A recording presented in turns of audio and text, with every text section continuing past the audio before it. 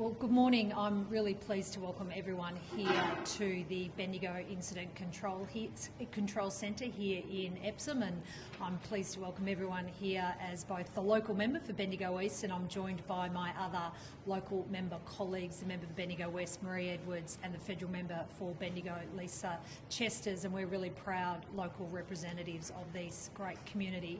And we're really pleased to have the Prime Minister here today in Bendigo, getting briefed at the Incident Control Centre, and then shortly we'll also be travelling to the Harcourt community. Thank you, Prime Minister, for prioritising Victoria and the Harcourt community that has been so badly affected by the fires. And I'll come to the fire activity in a moment that continues to be in the landscape across Victoria. I'd also like to acknowledge ministerial colleagues Vicky Ward and Federal Minister Christy McBain, and thank their work on working together on the package that the Prime Minister and I will shortly be announcing of initial support. I'd also like to acknowledge, and we'll hear shortly from Tim Weebush, the Emergency Management Commissioner. Tim will provide the greater detail on the active fires, the 32 active fires that are continuing across the state today. Also too, I'd like to acknowledge Mick Masters, the Incident Control Centre controller here at the Bendigo ICC, and thank Mick and the teams that we've just met with who have worked around the clock since we've had this difficult fire in the landscape here in central Victoria emerge on Friday afternoon. And also on that front, I'd like to acknowledge Toby Hayden, the Mayor of Mount Alexander Shire, which represents that strong and beautiful community of Harcourt. And then finally too, we have Brett Hosking here, who's the President of the VFF, and I want to thank Brett and the VFF for working closely with our teams in AgVic, because we have not just seen impact on property and structures as a result of these fires across the state. There's also been impact to so many of our primary producing areas, loss of fences, livestock impacts and primary producing impacts as well. So just firstly, in terms of the situation here this morning in Victoria, as I said, we continue to have 32 active fires across the state.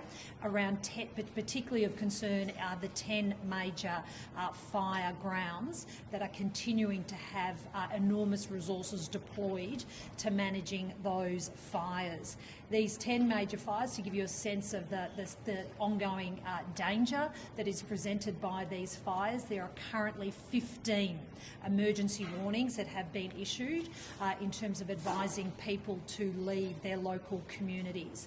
And then there's a further 17 watch and act notifications that are underway right now. And if I at the outset can again ask Victorians, if you are told to leave by the emergency services, if you are told to leave, do so, because we know that is not only the best way to protect and save lives, it also supports the work of our emergency services who are out there on the ground as well.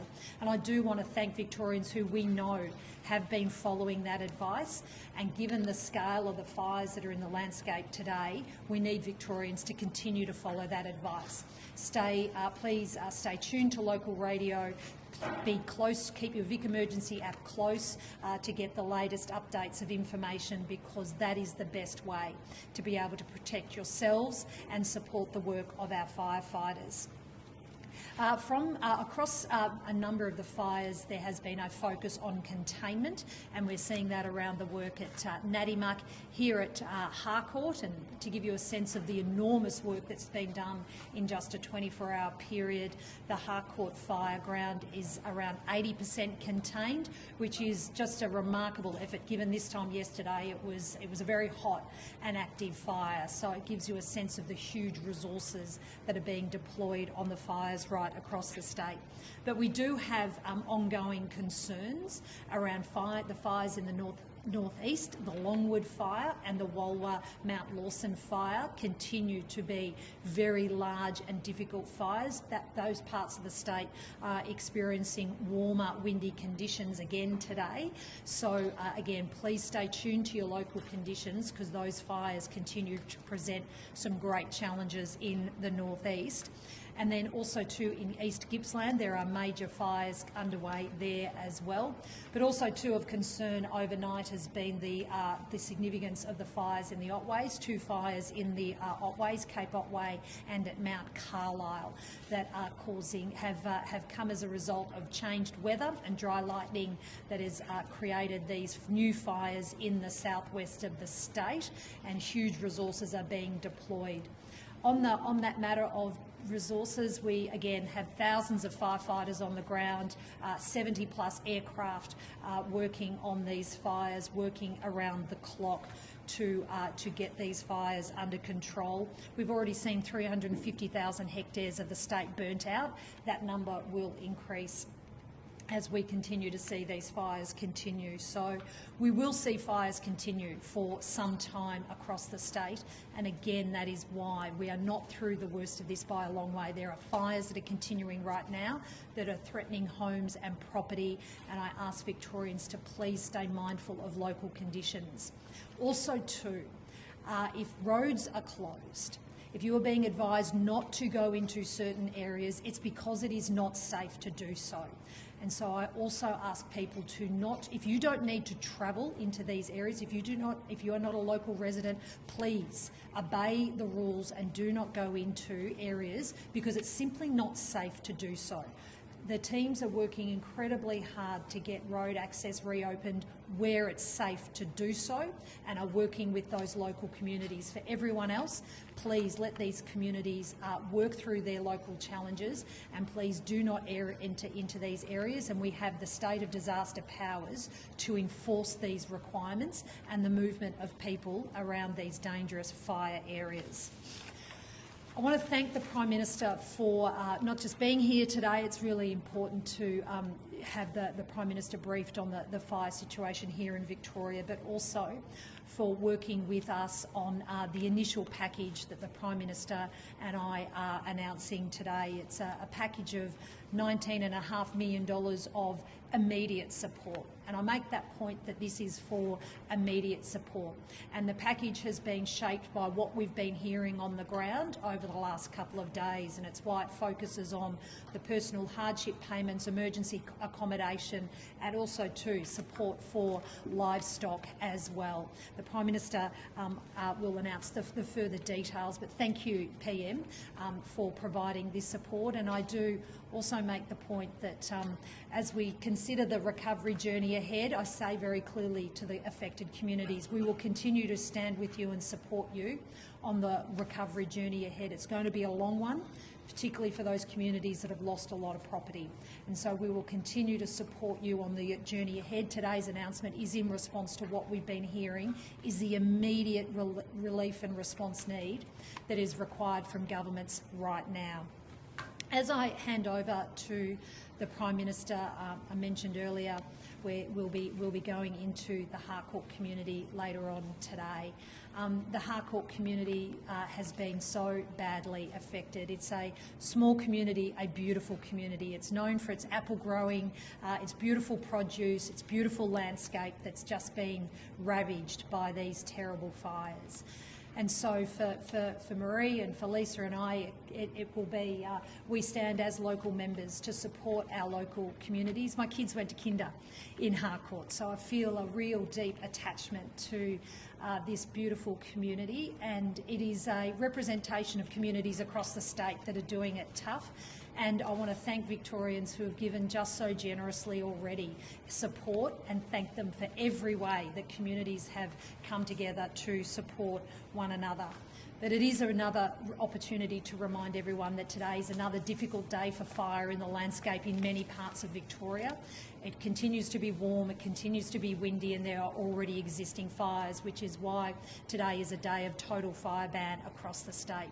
So please do continue to follow the advice, follow the warnings, support our emergency services. That's the best way you can support them, because we know it supports them and also saves lives. I'll now hand over to the Prime Minister. Thank you. Well, thank you so much to the Premier of Victoria. Jacinta and I have been in almost hourly contact over recent days, and as well, Lisa Chester's, the federal member here, has been engaged as well constantly with myself and with Christian McBain, who's been on the ground here as the Minister now for 2 days. And the opportunity to be briefed here at the Bendigo Centre has been important. To say thank you to those extraordinary workers, emergency management, police, fire, volunteers who've come in here and are making a difference for their fellow Victorians as well. But also a shout out to those people who are travelling, who've come from New South Wales, who've come from different areas, volunteers who come to help their fellow Australians at a time of need. I always say that at the worst of times we see the best of the Australian character, and we're seeing that right here in Victoria at the moment. And I also thank those people from the National Emergency Management Agency who've been here on the ground, the National Aerial Firefighting Fleet that we established, making a difference, meaning that action can be done quicker than it was a number of years ago because of those resources, because of the coordination and because of the planning that goes into events. There was a national planning mechanism where we brought together all emergency management services in Canberra once again to go through these war game, effectively, what would happen when there were incidents. And today, tragically, there are multiple incidents that are very varied, the opposite indeed. The last time I was here at this centre, we were dealing with floods. Now here we're dealing with fires, but in far North Queensland, they're dealing with the consequences of flooding and a cyclone event that I'll talk about as well. So here I think the remarkable stories of people following advice that we've heard, neighbours helping neighbours, people really working with the best of intention with each other as well. My message to Victorians is pretty simple. We've got your back, not just during this crisis, but through the recovery as well. And we'll work cooperatively with the Allan government to make sure we deliver what is necessary so that people and communities can get back on their feet after what has been a very difficult period.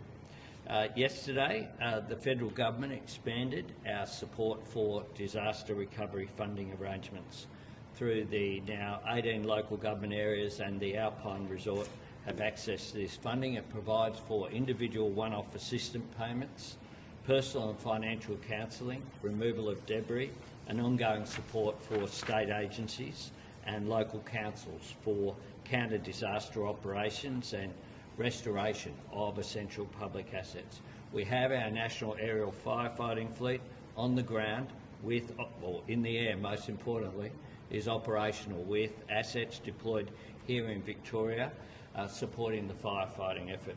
Our Australian Defence Force is providing support, whether that be accommodation or through catering and access to staging areas, and the Australian Defence Force stand ready to provide further assistance, led of course by another great Victorian, my Deputy Richard Miles.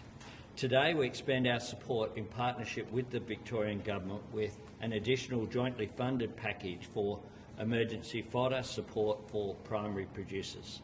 Based on the initial assessment and impacts of the bushfires, it's estimated that thousands of head of cattle are likely to have been impacted and in need of urgent attention and care. This package of funding will assist primary producers with the extraordinary costs of undertaking immediate and emergency livestock fodder distribution to ensure the humane treatment of stranded livestock, and it's great that we had the VFF with us here today. In addition to that, we've activated the Australian Government Disaster Recovery Payment for those who've been communities worst impacted. This is a one-off immediate payment of $1,000 per eligible adult and $400 per child who've been severely affected. It's available for people who've been seriously injured or who have lost their homes or whose homes have been directly damaged. And to check eligibility is available through the Services Australia website. While I am here in Victoria, I do want to say that our thoughts are also with our northern neighbours there in Queensland. The tropical cyclone Koji that was declared a cyclone at 5 o'clock yesterday crossed the coast between Ayr and Bowen just a short time ago this morning. This system is expected to bring large amounts of rainfall to coastal areas of North Queensland and potentially inland areas as well. Dangerous and life-threatening flash flooding is a major risk along a significant stretch of Queensland's coast. The situation is dynamic and likely to change regularly, so people should actively monitor local emergency services and the Bureau of Meteorology for updates.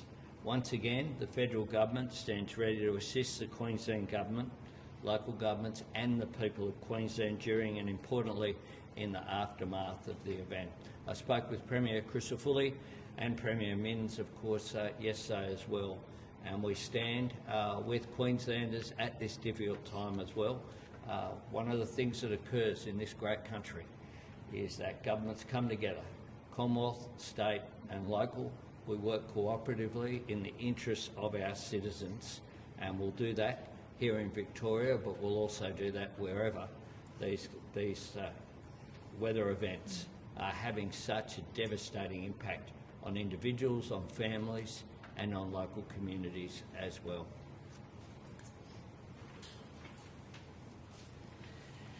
Thank you, Prime Minister. Can I start today by acknowledging the emergency service workers all over our country who are at the moment doing an amazing job, whether that's through bushfires, through heat waves, through tropical cyclones or flooding rains. Each and every community owes you a debt of gratitude that we'll never be able to repay, but we all acknowledge the amazing work you're doing, leaving your own families to protect others in the community.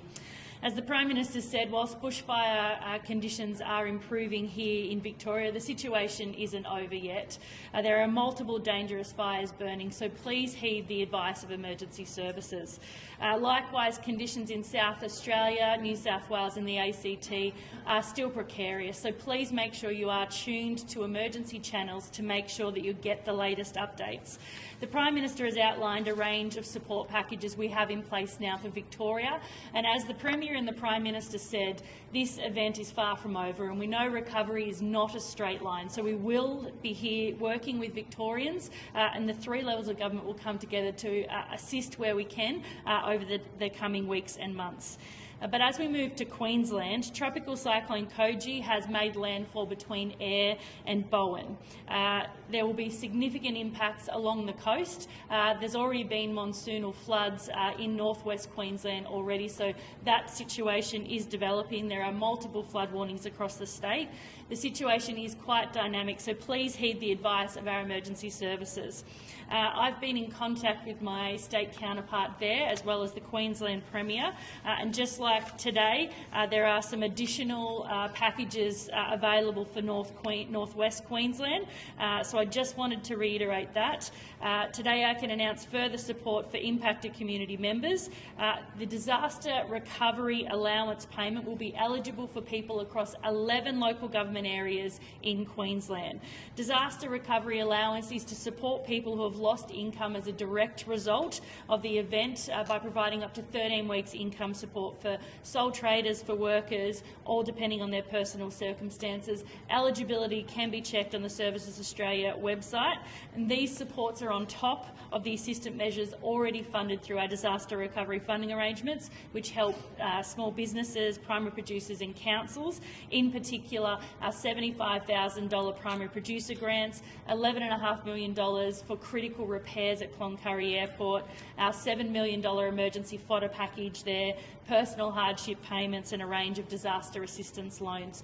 Again, I want to stress, we know recovery is not a straight line, and the Albanese government stands ready to work with each state and territory following a range of disaster events that are occurring, and will work constructively through the three levels of government to make sure that no community is left behind when it comes to recovery.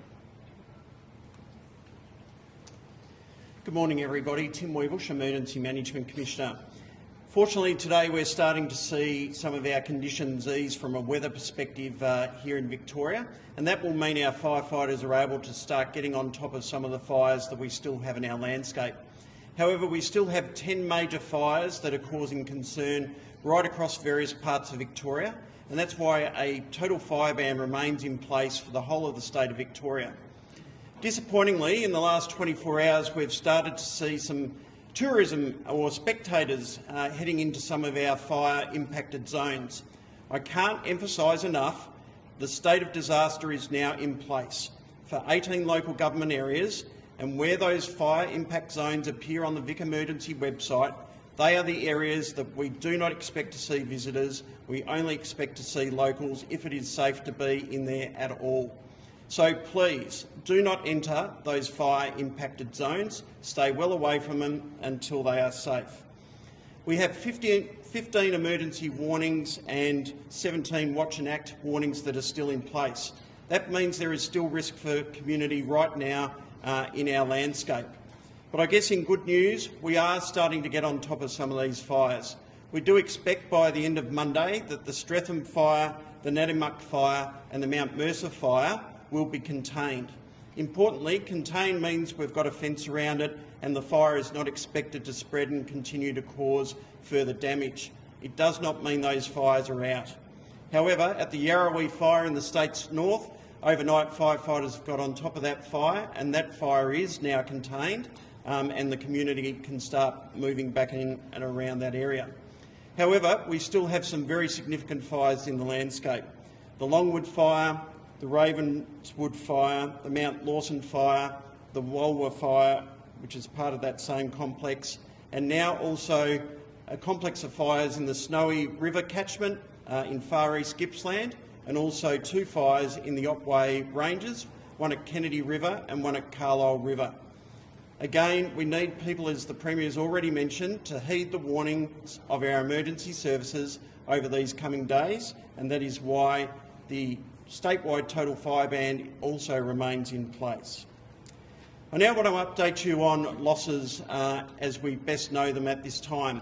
Obviously, impact assessments are still occurring as areas of these fires become safe for our teams to be able to move into. At the Mount Mercer fire, which again, as I said, we expect to have contained by tomorrow, we have had 1 house and approximately 12 sheds that have been lost. At the Walwa fire, that's still impacting on a pine plantation there, and that continues to grow, but fortunately we've not had any further losses there. At Natimuck, sadly we now know that we've got 30 houses and 40 sheds that have been lost as a result of that fire. Here at Ravenswood or Harcourt, we now know that there are 47 homes and 3 businesses that have been lost as a result of these tragic fires. But in good news, we are able to get contractors back onto Mount Alexandra today to start restoring the communication towers. But of the most significant impact is the Longwood fire. We now have in the vicinity of just over 150 structures that have been lost in that fire. So that means across those that we announced yesterday and those that I've just mentioned this morning, we now have over 300 structures that have been lost across Victoria. And our thoughts and hearts go out to all of those communities that have been impacted by fire, not just where we've lost structures, but also where there are agricultural impacts and other losses as well. Agriculture Victoria is starting to work very closely with primary producers in each of the fire scars to understand those impacts so that we can understand what further we can do to support those communities. In terms of the fires that are starting to be contained, we're moving in and making sure that the hazardous trees are being removed, and you'll start to see quite a ramp up on some of the other larger fires with some of our forestry harvesting contractors coming in to support our emergency services to remove the large timber and get roads open and get communities back in. In closing, our relief centres, there is 13 of them that are still open across the state of Victoria this morning, including Bendigo and Kyneton here for the Ravenswood and Harcourt fire. They are places where people can go and get information about what supports are available, and we also have the likes of Red Cross and the Victorian Council of Churches that are providing some psychosocial supports into those community and counselling as needed. I'll now pass back to the Premier. Thank you, Tim. All of us are available to take questions either on the statewide situation, the nationwide situation, and also representatives from the local community and local members and the Mayor to particularly talk about Harcourt if there's questions on that front. So I'll open it up.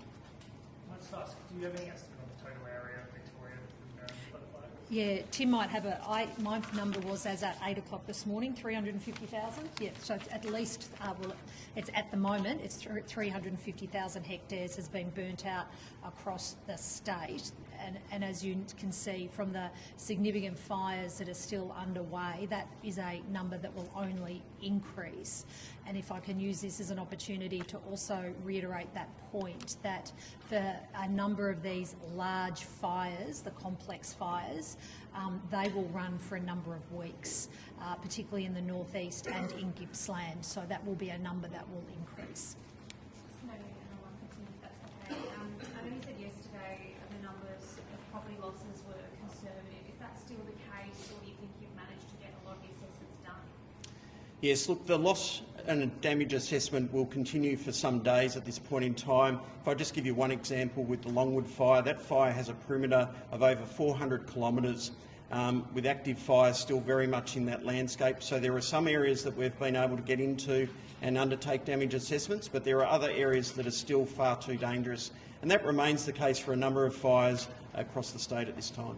So at this point, are we talking weeks before we probably will get a clear picture? I think within the next fortnight we'll have a much clearer picture, particularly in the coming days for some of those fires that I've mentioned we hope to have contained. So how are the crews holding up? It's pretty intense out there from the last days in Longwood. How are they holding up?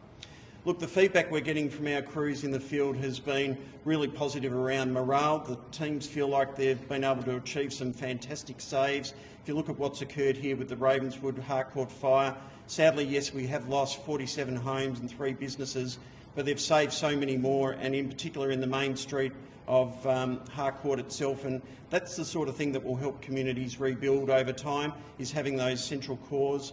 And we've seen great saves right across the state. While we're talking about 10 major fires, we've had hundreds of fires in Victoria over the last 3 days, where there's been some amazing effort by our forest fire management firefighters, by CFA volunteers, by Fire Rescue Victoria, but also our interstate colleagues from New South Wales Fire and Rescue, New South Wales Rural Fire Service, the Country Fire Service of South Australia, and we've now got some Queensland IMT in Victoria as well. Do you know how many altogether are on or active at one stage in terms of responders? Do you know how rough estimate of numbers? Yeah, look, on the peak on Friday, we think we had over 15,000 responders in the field, and those numbers are still being firmed up. And even today, there are thousands of firefighters that are out in the field responding to these fires, both day and night, along with our aviation crews that are in the air.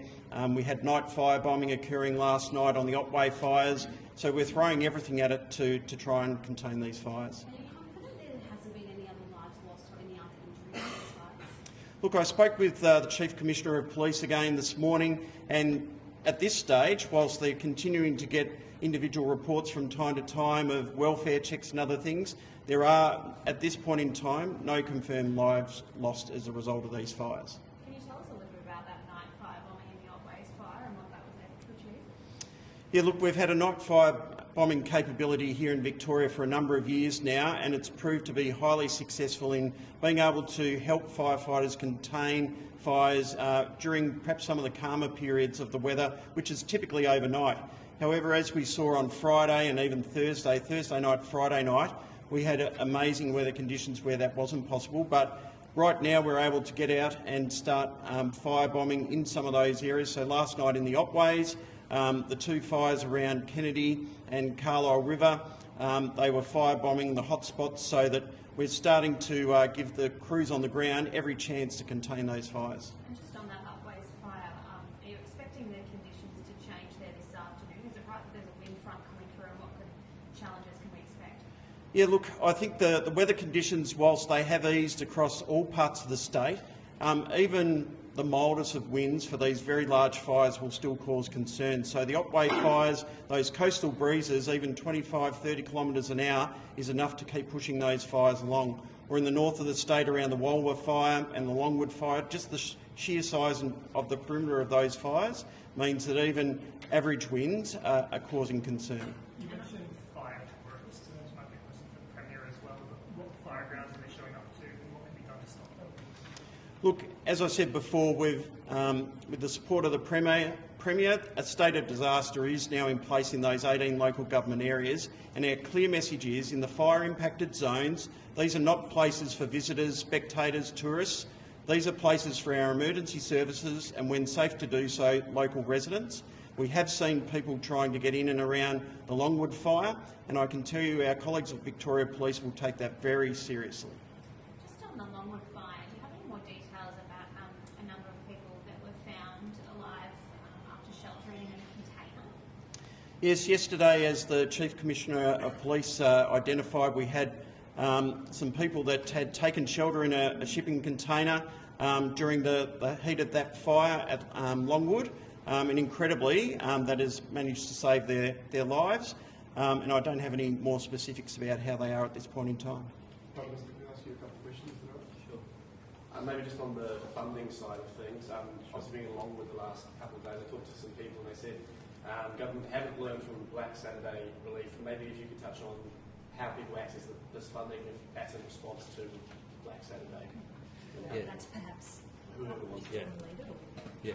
Wait, sure. Yeah, that is perhaps a question, because in terms of as we operationalise the arrangement. So the question was about how we're delivering the support. Yeah, Yeah. People were saying maybe government hadn't learned from Black Saturday, and how is this funding different? Yes. So there has been huge learnings from every emergency incident, and particularly, I remember well those Black Saturday fires in 2009.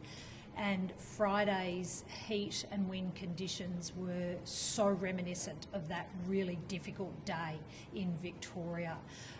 And so the work that has been done over the years since has been to really significantly integrate the coordination between all of the different agencies, which is why you see here at the Incident Control Centre, at the State Control Centre, incredible coordination that supports that huge number of 15,000 people that were out on fire grounds on that very difficult day on Friday.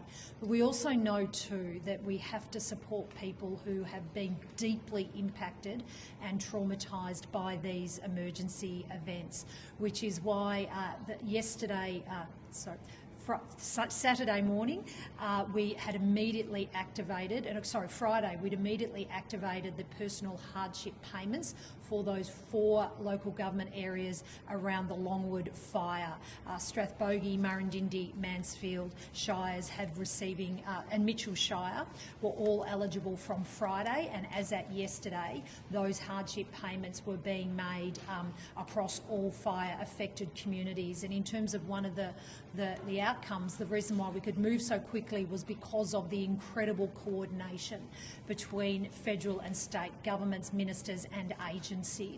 Also too, the relief centres are such an important place where people can get that coordinated support from, not just the personal hardship payments, but a meal, a bed, counselling, mental health and counselling support, a place to take your animals if you've got animals that you're concerned about. So they're really important places to provide support. And then also too, if I can emphasise again, the announcements that the Prime Minister and I have made today are in response to the immediate need. There is going to be more need here. And one of the challenges we have, particularly with the Longwood fire, is we know property has been lost, we know structures have been impacted. And as we get in, we can only get in to do the assessments when it's safe to do so. And so that's why, whether it's working with the VFF on supporting primary producers, working with local councils, we're working around the clock to get back in and do those assessments to provide that support to those communities. Maybe if I could And, put something in there. One of the improvements that's been made is the existence of the National Emergency Management Agency. It did not exist previously. So having a dedicated agency with a headquarters in Canberra, where I was able to be briefed yesterday following travelling to northwest Queensland during the week as well, where I visited Mount Isa and Cloncurry and spoke directly to those communities. After this, we'll go directly to Harcourt. But having that national headquarters coordinating between the Commonwealth and state governments has made an enormous difference with the way that we can roll out support. So there are a team of people here, identified by their shirts as well, on the ground here in this centre, meaning that you don't have to just coordinate and send an email. There's someone here on the ground. So I've received 2 lots now of requests from the Premier. The request that we announced today was received just yesterday afternoon. We processed that, we approved it through finance, through all of that. I signed off literally first thing this morning after approval from the Minister as well. So I think in terms of the way that things are operating, and this applies just as well to Queensland at the moment as well, right across the board, I think that has been a major improvement. Well, Prime Minister, what is the cost of these twin weather events that they do budget? This is well before we're able to put in a cost. What we're doing at the moment is where immediate need is there, providing that support, that immediate support, $1,000 payments, $400 payments for every child, emergency fodder support for the agricultural sector, that immediate support which is there, but this is initial support. We will provide what is necessary. We'll work with state and territory governments, and we'll work cooperatively as well. Is Australia now spending more on weather events? Of course we are, because there are more extreme weather events and they're more intense. And the fact that we have, at one time, floods in one area, fires in another, and heat waves that do cause other issues as well, means there is a cost of the changing weather patterns that we are seeing. Thanks. Have you made any requests for international support? We, at times like this, we receive support, and there is engagement at the moment with our friends from Canada and the United States. Thank you. Premier, there are concerns that wire barriers along the Hume make vegetation management much more difficult. What do you think? Look, I don't have advice on that matter. We can come back to you, Rachel, with further advice. The wire rope barriers exist on our freeways across Victoria because they're also a proven way of saving lives and reducing the road toll. In terms of the management of the roadsides, we can come back to you through Vic Roads. The Maresfield Shire Mayor also claims the state has left his region underprepared by ignoring requests for a dedicated emergency services precinct. Do you across that? No, who's the Mansfield Shire Mayor? Steve Reed. Yeah, no, I've not had that conversation with the Mayor. I met with a number of mayors yesterday. I don't think I met with Steve yesterday over at the Seymour Relief Centre. I do want to emphasise though, because I know there's been some commentary on this front, our emergency services were incredibly well prepared for this fire season. And they are incredibly well prepared for this fire season because they prepare when there's not a fire season for these very emergencies. The huge amount of work, preparation, training and coordination that goes into being ready for these events. And when the events, the incidents and the emergencies happen, we see the results of that work and the way that communities are supported and lives are protected. And we have also been backing that work with increased funding to our emergency services to provide them not with the support, the technology that drives the information that comes as a local resident. On Friday night, my Vic Emergency app was constantly being updated with evacuation warnings and alerts, and that technology is being driven by that additional investment and the coordination that goes on from the State Control Centre. So we'll continue to ensure that not just our emergency services are ready, they have the funding that they need to support our communities.